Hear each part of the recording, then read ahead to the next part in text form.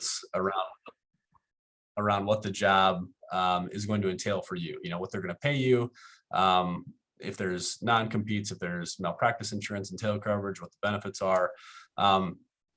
I encourage everybody to be very careful at that stage because you do want to negotiate things at that level if they are important to you.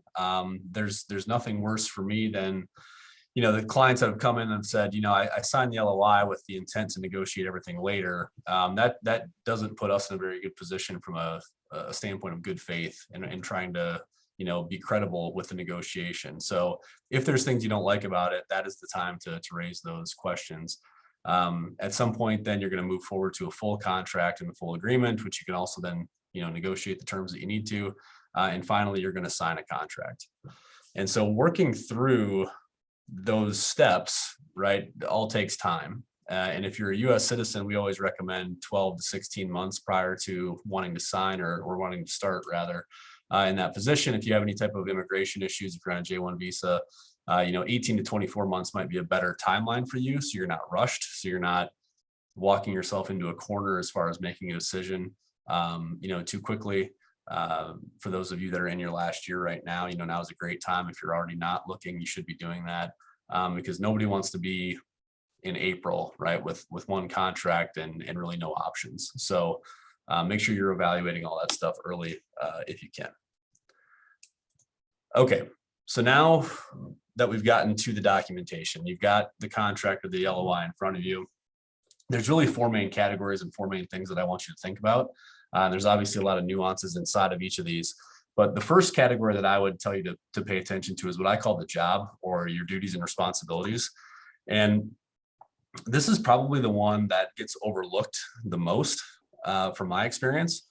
And it's also the one that causes the most heartburn and some of that burnout that may come later on. So things like schedule, things like what your call is going to be, what location you're going to work at, if you're in a health system or if you're in a practice that satellites, to multiple locations, knowing what that's going to look like for you is really important.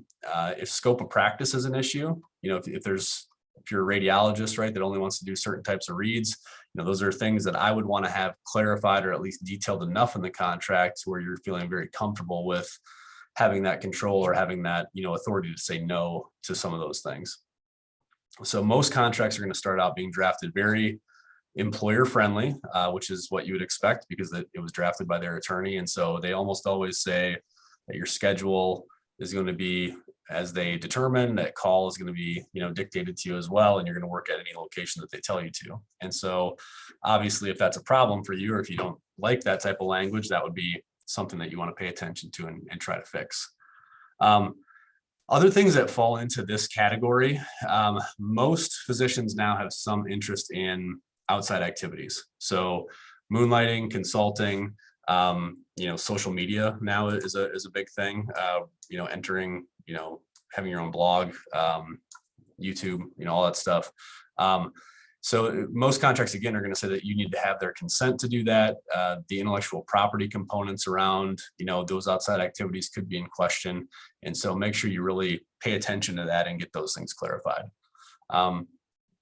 If there's any type of staffing issue or office space issue or equipment, certain software that you might need, those things are more rare to see in a contract. A lot of times it's just going to be stated that they're going to provide you with reasonable staff, reasonable equipment. They want you to be successful.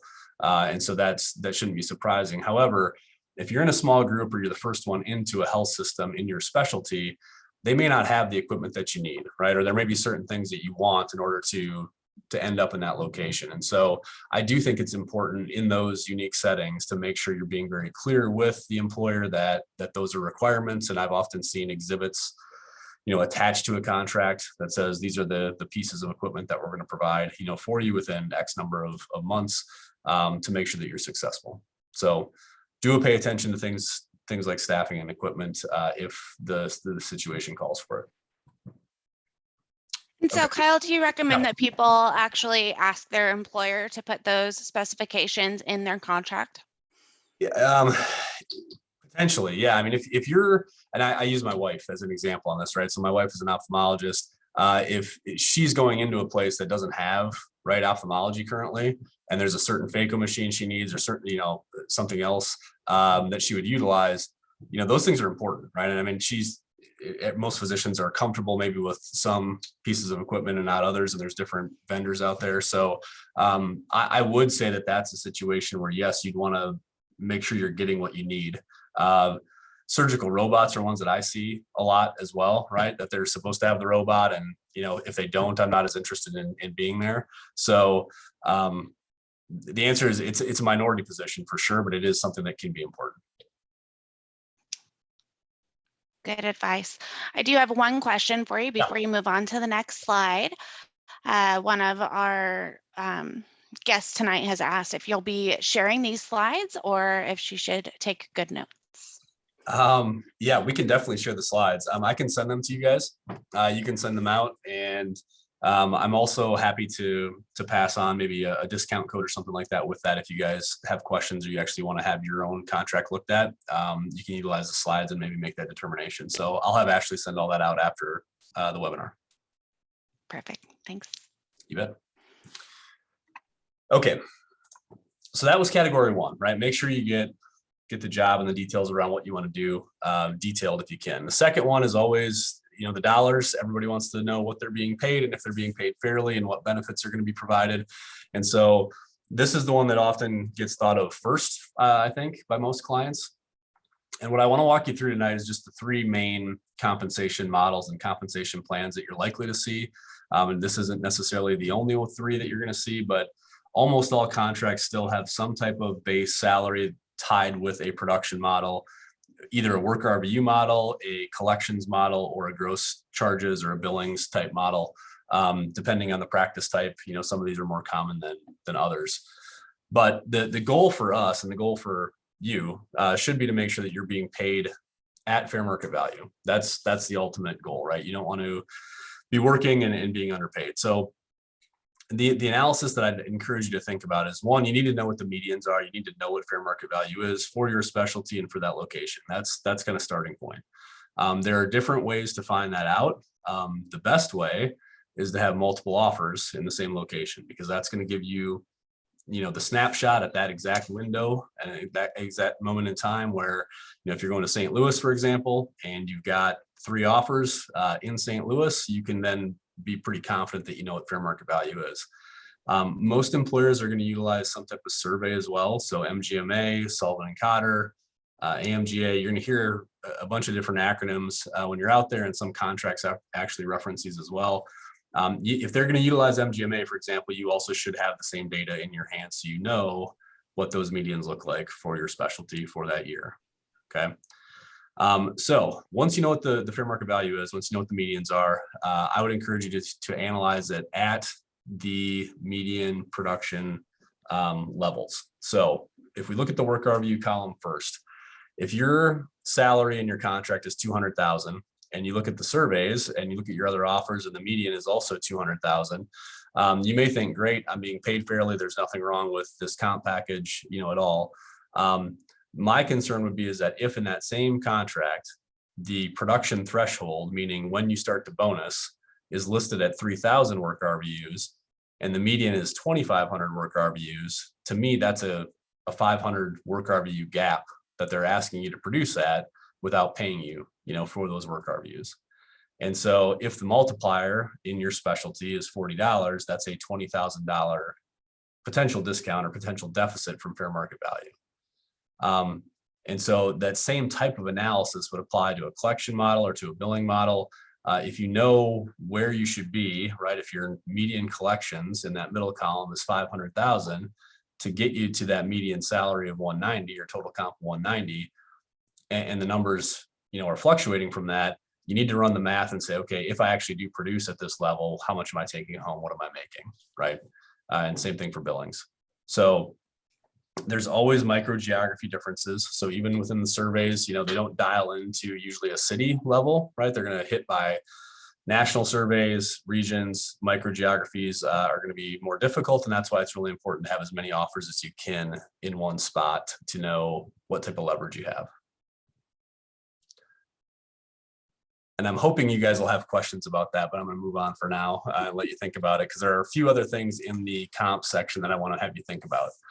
The first one is sometimes you're going to see residency and fellowship stipends if you are in, or if you're looking at high demand or long vacancy type situations. And so if you're looking at San Diego, you're probably not going to run into this. If you're looking at, the middle of Iowa is who I always pick on, then you may see some of these other additional bonuses and things like that are out there.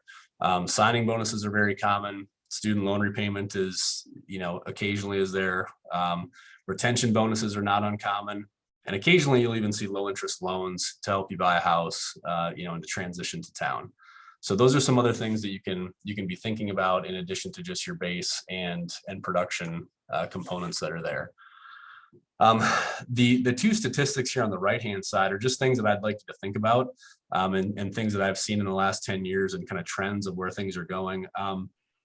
More and more physicians are becoming employed. The statistics 10 years ago was less than 50%, and now we're up to 65 to 70% of all physicians are in an employed model. And at the same time, roughly almost half are feeling like they're undercompensated. And so I think we need to be careful on making sure you know what fair market value is. Most health systems are really scared of Stark, and you'll hear them reference that they need to be compliant with Stark, or they need to be compliant with fair market value if they are, a 501c3 with the IRS to keep their status. The legal departments I've talked to, and a lot of the contracts will have compensation caps in them that reference either the 75th or the 90th percentile of these surveys that we just talked about. And so the reason that language is in there is because they're concerned that if there's ever an audit, at least they were attempting to cap compensation and not pay beyond the levels that they're supposed to.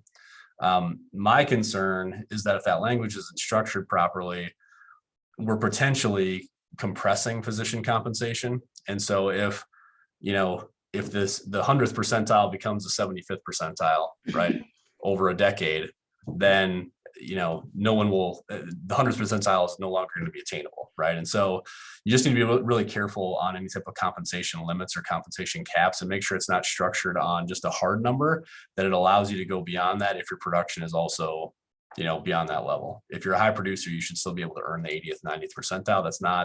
There's no Stark violation with that. There's no concern legally on that. So just be careful in that area. Okay. I don't see any other questions on that yet, so we're going to keep going here. The next thing I want to talk to you about is termination, and this one's always a little bit difficult, because when you're going into a negotiation, you're hoping to actually be there, right? You're not thinking about leaving. And so it's kind of like when we talk about thinking about the divorce with the marriage, in family law, this is the equivalent in employment law. Is you need to know how the contract ends. Most physicians will work at multiple spots throughout their career, and so you need to know if that letter of intent is binding or not. That's kind of step one.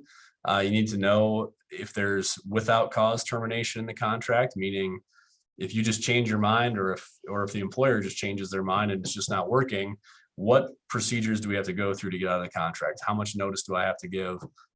Does it kick in from day one?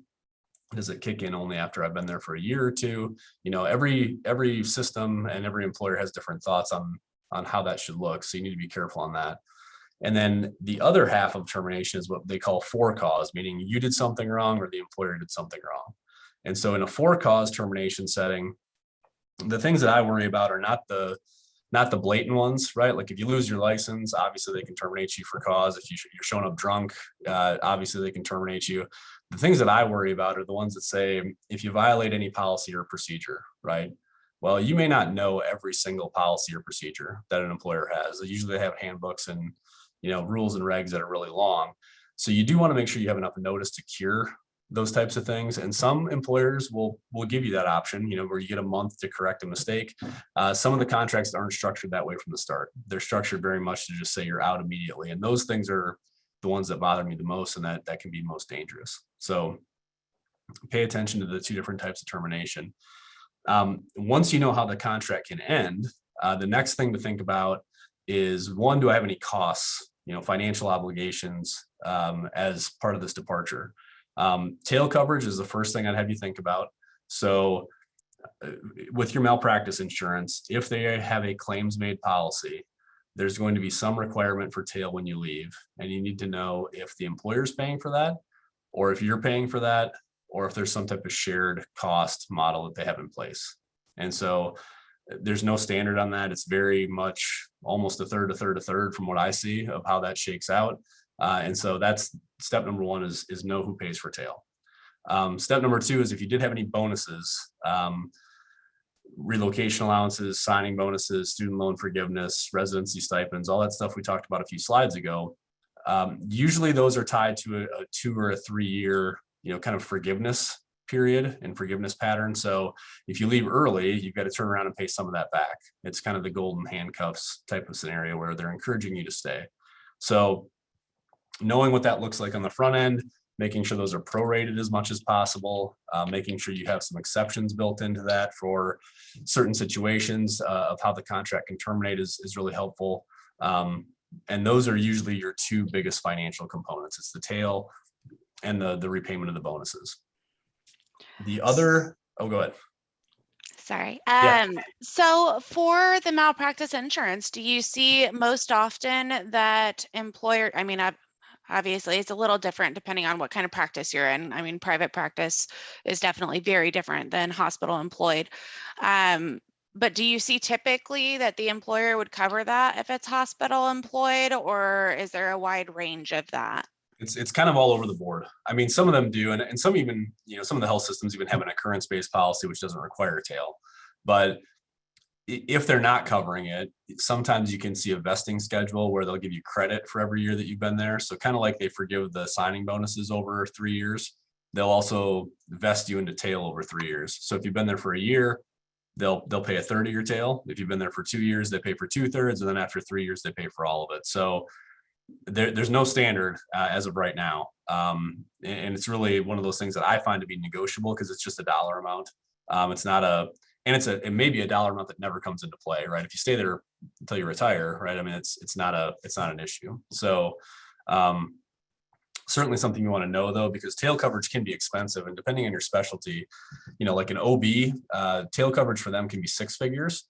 If you're in family medicine, it might be less than 10,000. So it's really a wide ranging number too. And you'd be wise, I think, to understand that cost for your specialty before you decided how big of an issue that is. Good advice. And then we do have a question in the chat. And that is, are non-competes negotiable and or enforceable? And is it state dependent? This person is in Georgia. This is the perfect question because the next slide is on non-competes. So it was almost like that was planted, even though it wasn't. So non-competes are the last thing that you want to think about in my mind for termination. And they're maybe the most important thing. So I don't want to downplay them at all. They are state specific. There are some states that have outright banned them for all industries. There are some that have banned them for healthcare and for physicians specifically. So that's step one, is knowing if your state allows them to be in place or not. Even in the states where they are banned, it doesn't mean your employer won't stick one in anyway. And so you need to try to take those out and let them know that it's no longer allowed. Laws change, right? And they may not be aware of it. And so step one is to know if it's applicable at all. Step two, if it is applicable, they are only allowed if they are reasonable. And so they have to be reasonable in time, in the restricted area, and in the scope. And so those are the first 3 bullets on this slide. So time frame, usually 1 to 2 years post termination. If it's beyond 2 years, I think it's unlikely that they would be enforceable. But again, all of this is going to apply state by state. So we need to be checking into that and know what those things are. The restricted area is also something that you need to be very careful on. And that's the picture I've got up here for you. Especially with more practices and more physicians being employed now and having multiple sites within that system, you need to know if it's a 3-mile or 5-mile non-compete, for example, if that's from one location or if that's potentially from all of their locations, because a 5-mile non-compete could then effectively become a 20 or 30-mile non-compete if it's supposed to apply from 5 or 6 dots on the map. So you need to know what is allowable or what should be reasonable for the area. If you're in New York City, A mile might be about as big as you can get away with. We've seen those that are limited by blocks at times because it's so heavily populated and densely populated out there. If you're in the middle of Iowa again, it might be 50 to 100 miles, and that might be okay because that's what the practice needs to protect itself, and that's their draw area. So time is the first thing, 1 or 2 years, restricted area. Make sure for the location you're looking at what seems like a normal size for them to protect. And then also the scope of what you're doing. So if you are only doing inpatient medicine, for example, does it prevent you from going to an outpatient practice? Those are the things that can allow you to potentially stay in the location if you've got kids in school, right? Or a spouse that has a job in town and you have to be there. It may give you an out for a few years before you go back into that inpatient type work, if that's a carve out or an exclusion that you can get. So if you can't remove them, I don't like them at all, right? I would prefer that they're just not there, but I understand that most employers do want them there. If you can't get them taken out entirely, you need to try to limit them and try to make them as dialed in as you can. I always tell people to think about worst case scenarios again on the non-compete and how the contract's going to terminate. If it's not your fault, meaning if they just decide to let you go, or if they're in breach of contract, those are exclusions that I would prefer to see on non-competes. I would also prefer to see those types of exclusions on the repayment obligations for signing bonuses and things like that. If there's a merger, there's a lot of private equity in healthcare right now. If you're in a private practice and you think you're going to be a partner in a year and all of a sudden they sell out, maybe you should be released from the non-compete in that setting. Maybe you shouldn't have to repay your signing bonus in that type of setting, as well. So even if you can't get things like this removed, there are ways with language to make it a little softer for you to protect from those worst case scenarios. I think we've got another question here. Back on compensation. Okay, I'm going to talk about leverage real quick, and then we're going to go back to the comp question. So this is the last kind of substantive slide. It's one thing to identify problems, right, in your contract, or to identify areas that you want to have changed. It's completely something separate to actually then go and get them changed, right? So I can tell you that the non-compete's bad, but if this is your only offer and it's May and you've got to start in July or August, it's unlikely that you are going to want to push very hard, right? And so things that you can do to help yourself get into a fair contract, and employers want this too, right? I mean, they should want you happy. It's very expensive to recruit, and Ashley knows this. To recruit and retain a physician is a very high dollar thing. And so they don't want you to come in for a year and be unhappy either. So they would prefer that you start early, that you make a good decision, have multiple offers, know what fair market value is, don't commit too soon. And then finally, you have to be willing to ask for the things that you want. We see a lot of self-doubt from physicians that they think, and especially ones coming out of training, it's their first job. They should just be happy with what they're being given because the comp is going from what they earn in residency to something 4 to 5 to 10 times higher than that. But you need to know if you're being paid fairly, right? That's the ultimate kind of takeaway I hope that you have from this presentation, is that you're not asking for more, just ask for more. What you're asking for is fair market value, because insurance and reimbursements don't ask how long you've been in practice, right? They don't ask you if it's your first year, if it's your 10th year, they reimburse the same amount. And so when those dollars come in, the question is where do they go, right? Do they stay with the employer or with the private equity firm that owns, right, your practice, or do they end up in your hands for doing the work? So that's what we're about, is trying to get you to think in that manner and trying to get you to find the numbers that make sense for you. So on the numbers, somebody asked, how do we find data for fair market value for the specialty and that area? I've been looking for MGMA online and I can't find it. Are employers obligated to provide that data to you? No, they're not obligated to provide you that data. I think it's unlikely in my experience that they would provide you the data. And even if they would provide it to you, I'm always a little bit skeptical, right? I mean, you're on opposite sides of a contract, right? So if they can save 5%, right, on every single physician in the health system, it's a business decision. It's nothing it doesn't mean they're bad people, but that's what they should be doing, right? And so if you can maximize your value, right, for your situation individually, you should also be doing that. So how you get MGMA, if you're going through a review process, you should be given that. So we provide MGMA data to all of our clients. You can usually go to your library, where you trained. A lot of times they will have access to it as well. And so again, those are two areas where you can find it. But I think the third thing is most important, is make sure you have those multiple offers. Utilize Practice Match, utilize job boards, network. Go out and make sure you know what the market says at that point in time, because things change. Even within this last year, when you talk about comp, every year a new fee schedule comes out, right? And so employers didn't like sometimes the new fee schedule, and so now they're scrambling, right, to try to find how to change their comp plan to keep the 2020 schedule in place if that was more beneficial. So every year these things change. So even if you can find a dated MGMA table, which I know there are some out there that people share, right? The 2018 survey is not something you should be looking at. You need to be looking at the 2021 survey to know for your specialty what those numbers look like. Even that, sometimes I found, like in anesthesia specifically, I'm just going to use as an example, because the last 2 years it's gotten crazy with the anesthesia. Yep.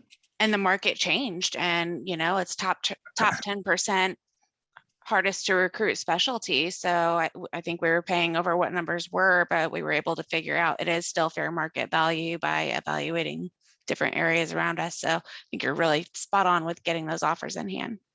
Yep. And like you said, I mean, if something changes 10% from one year to the next, you might think, well, 10%, that's not a big jump. Well, it is in physician comp, right? Because there's a lot of zeros behind that 10%. So it's, that can be the difference of $10,000, $20,000, $30,000, right? And that's your student loan payment every year. So why would you not want to make sure you're being paid at that level? Another question came in: how long would be appropriate to make an employer wait, such as waiting for other offers before committing or declining? That I think is really case specific and really going to be dependent on where that employer is and how much leverage you think you have in that situation. And Ashley, you may even want to weigh in on this too, because I know you were in this setting before. But if there's a job that's been open, right, for 3 years, and like you said, it's a specialty that's really hard to recruit to, it's unlikely that they're going to pull an offer. In my experience, they're probably going to wait for you to make a decision.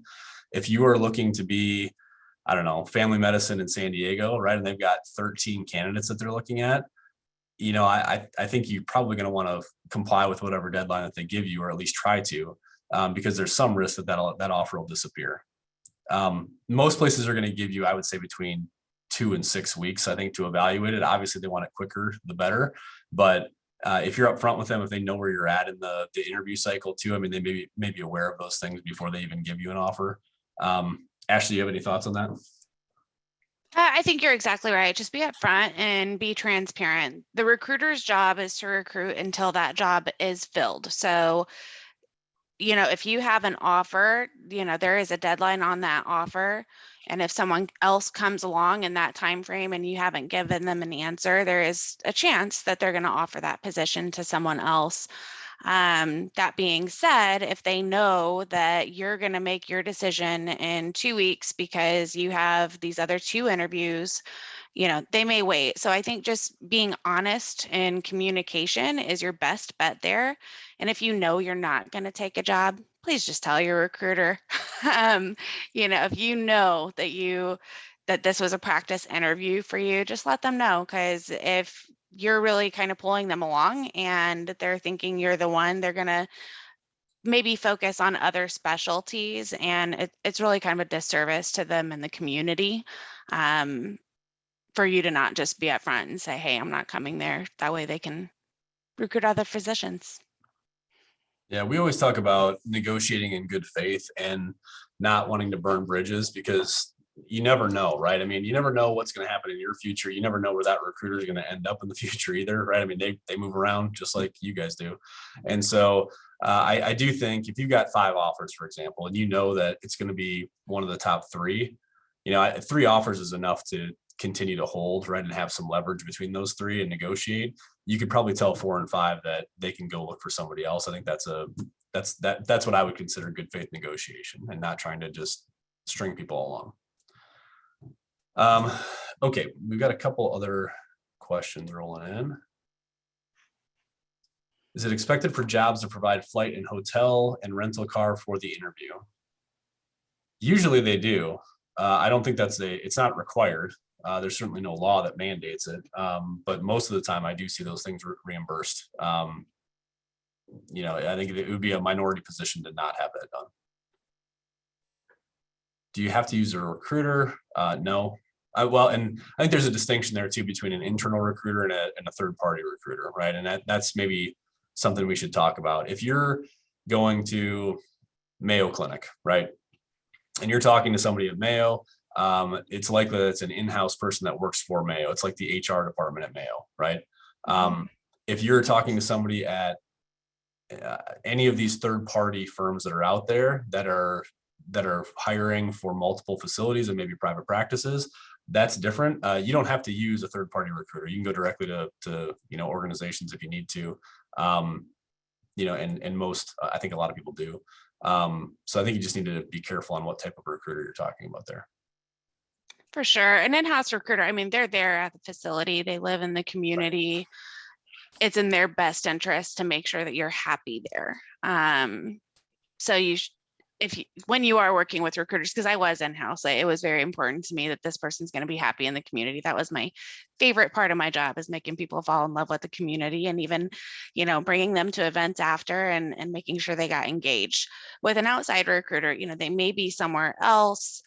They may not have as clear of a picture. So I think you do get a lot more knowledge when you're talking to an in-house recruiter about what the job actually looks like, what the community has to offer.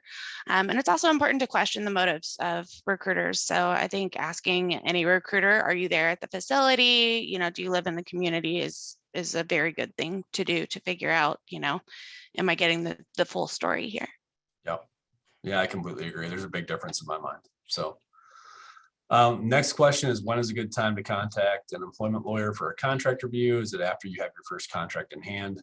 I think it's anytime you're going to, in my mind, start to evaluate a position, whether that be negotiate numbers early on, or just want to have an idea of what questions to ask for, or what things to look out for. I think if you're utilizing a service like ours, at least, there's not really any concern on hourly rates. Everything that we do is flat feed. And so the earlier, the better, I think, because you can start to get that guidance and that advice. And I always prefer to have clients with the first version of the contract. One of my pet peeves is when clients come in and say, oh yeah, hey, I've negotiated this for about 3 months, and now I want you to come in and clean it up for me. That's a difficult spot. They're not usually very happy with that outcome, versus if we get it from the get-go, we can raise all the issues right away. It's a much more, again, good faith negotiation. It's a little more efficient. So I would say as early as possible, just from where I sit and from the experiences that we've had. We had a couple questions emailed in prior to as well. One of them was on partnership track positions, where a group owns equipment and requires a buy-in for that when you become a partner. How do you go about analyzing if the buy-in is a reasonable amount, and are there documents to request from the group that should be analyzed? The answer is yes. So you should be requesting, and this is a private practice setting that we're talking about, where you'll become a partner at some point. You do want to have access to their profit and loss statements and maybe a balance sheet, so you know how much equipment they have. If there's real estate involved, if they've had an appraisal done recently, you need to be evaluating what you're paying for, right? So if the buy-in is $200,000, right? Just pick a number. If it's a $200,000 buy-in and you're one of 10 members, right? You need to make sure that hopefully what you're buying into is worth $2 million, right? If it's not, it's going towards goodwill, or it's going towards something else, right? And so having the financials in hand and having, somebody to help walk you through that financial analysis and ask the right questions would be really important. Usually, I shouldn't say usually, sometimes they won't disclose that until you're actually being made partner, right? So they don't really want to offer that up front if you're not even an employee of theirs yet. They may give you a formula on how they get to the buy-in, of how they're going to calculate it, hard assets and things like that, but they may not actually give you the number until you get closer to being a partner.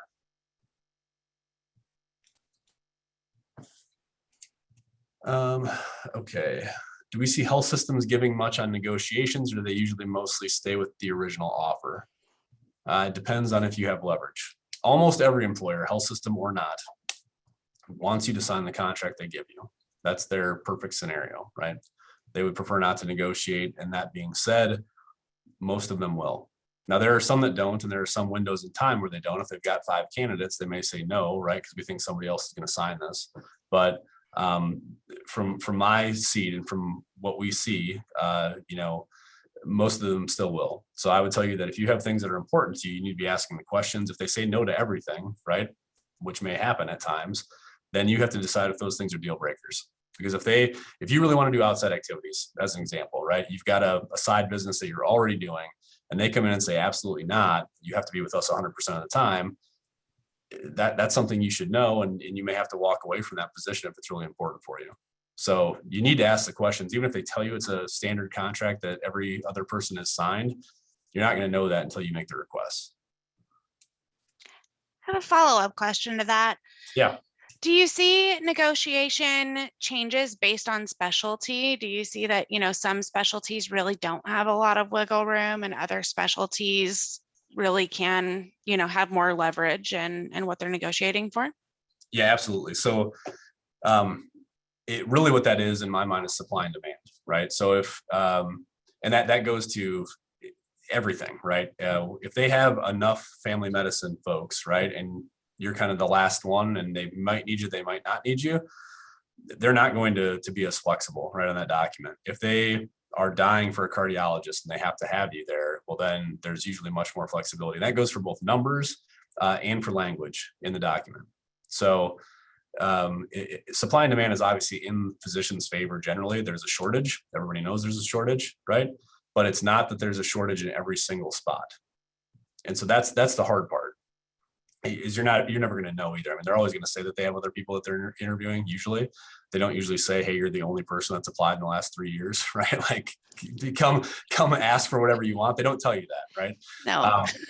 So you have to, and they shouldn't. I mean, I'm not implying that they should, but you have to be willing to make the ask again, which is the last bullet on the slide that's up here, to know whether or not that they're willing to move.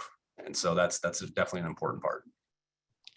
Let's apply that question to geographic areas. Do you feel like people have more leverage in more rural areas? I saw a lot more bullet points when you were talking about, what'd you say, Idaho, Indiana? Iowa. That's all. Iowa. There we go. See, I'm from Minnesota originally, so I always pick on Iowa. Yeah, so this is the slide you're talking about. And really what it comes down to, again, is it's supply and demand, right? There are fewer physicians that want to go work in rural settings. That's a fact. And so it's more difficult to recruit there, which means that they have to offer higher comp packages, more incentives, right? More flexibility usually to get people to come. And then, oftentimes what happens is that they'll come and they'll like it, right? And they'll stay. And that's the goal, right? But it's again a supply and demand question. So not only by specialty, where some may have more flexibility than others, but also by location. Yeah, you're absolutely right.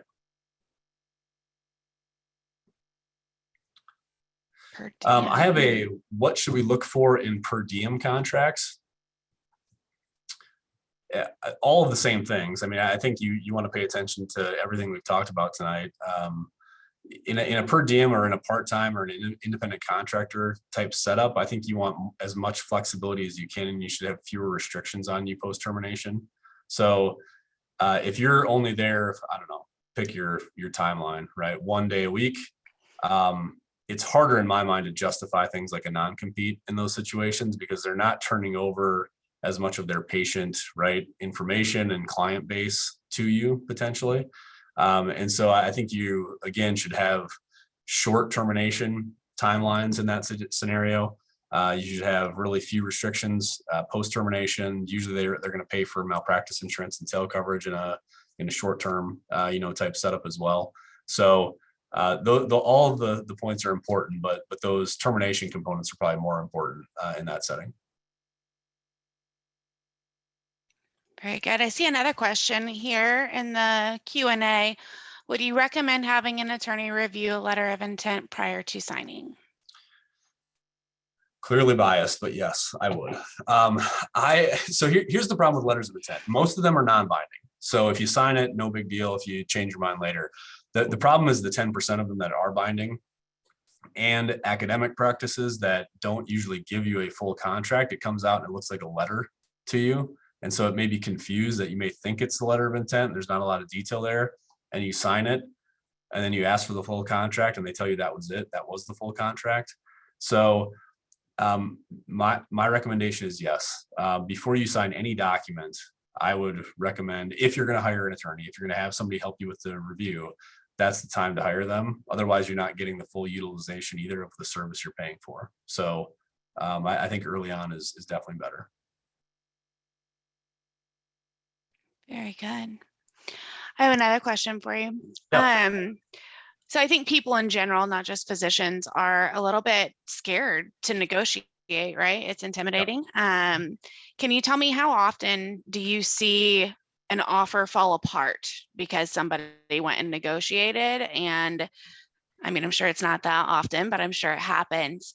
What are the sticking points when you do see that? It's really rare.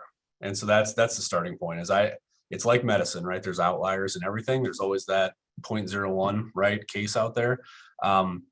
We see it happen, and usually when it happens, it's because somebody is either negotiating in bad faith, right? They've asked 10 times for the same thing, and the employer just feels like it's not going anywhere, and so they'll pull an offer, right? Or the requests are unreasonable, things that they just can't do. That's another potential issue. Or you've taken far too long to get back to them, and somebody else has come in and taken it.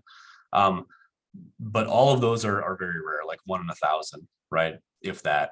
And most of the time, they're going to come back and say, no, we can't. Sorry. Our offer has to stand on those 3 or 4 points. We can change this 1 or 2 thing, for you, but we can't do those other ones. So I wouldn't be afraid, and you shouldn't be afraid of asking for the things that you care about. I think if an employer pulls an offer and you've made a reasonable request, that's probably a good long-term thing for you. You shouldn't have gone to work there anyway. That's a red flag if they do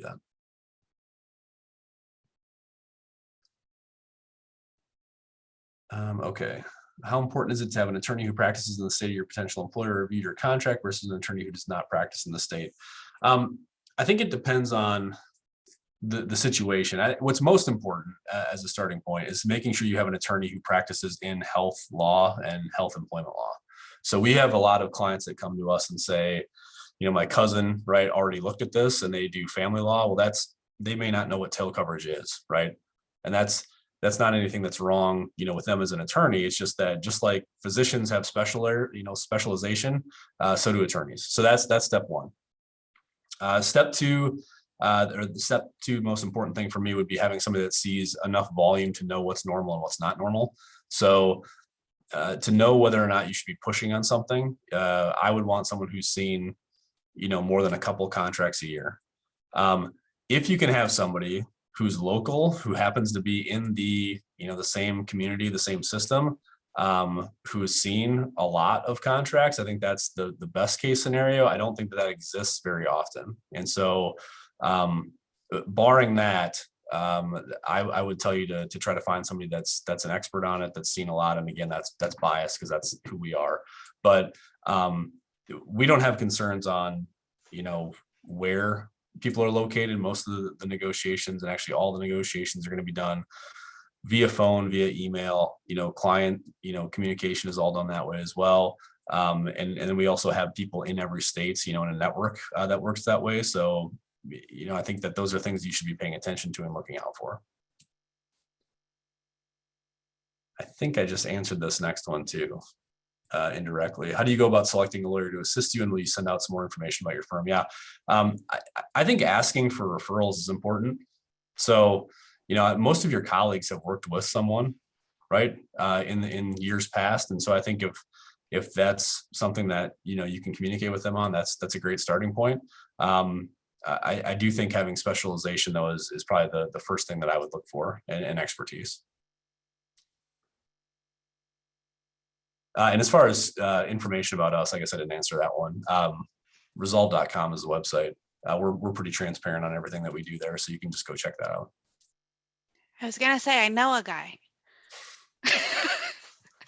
I'm intentionally, I'm not here to sell anything. I really don't want it to be that. So, but everything there is on the website. You can check it out. We had another email. Do you have that one, Ashley? That came in prior to? I do not have the emails. I bet I can get those from Laura, though. I have a question for you while I track that down. Are there Sure. any specific questions that you would tell a physician, this is a must-have statement, or any language that you would say, absolutely never sign that?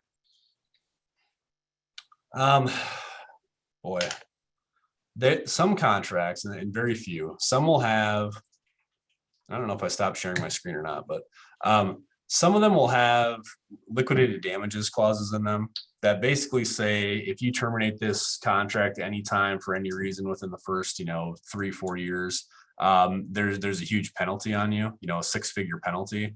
I don't prefer that just because sometimes life happens, right? It's not like it's an intentional walk away or that you're misleading anybody. But I think if there's a financial penalty to just having to terminate the contract, that's really potentially a problem. So that would be one to look out for. Other than that, I think every problem in a contract is really specific to the client. So I don't think you can say that a non-compete is the most important thing because it may not be for you.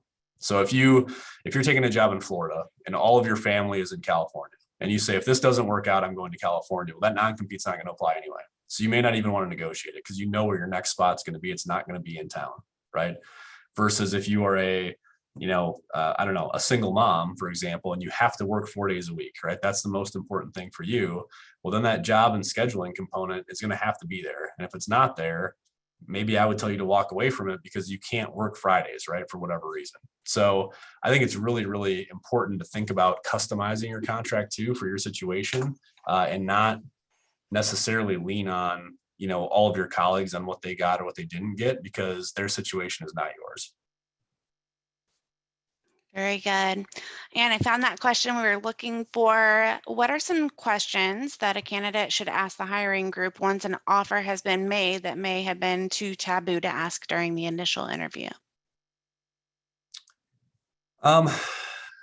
Boy, the one that comes to me first, I think, is the numbers and the compensation. I always advise, and actually maybe you can tell me how you feel about this since you were in-house.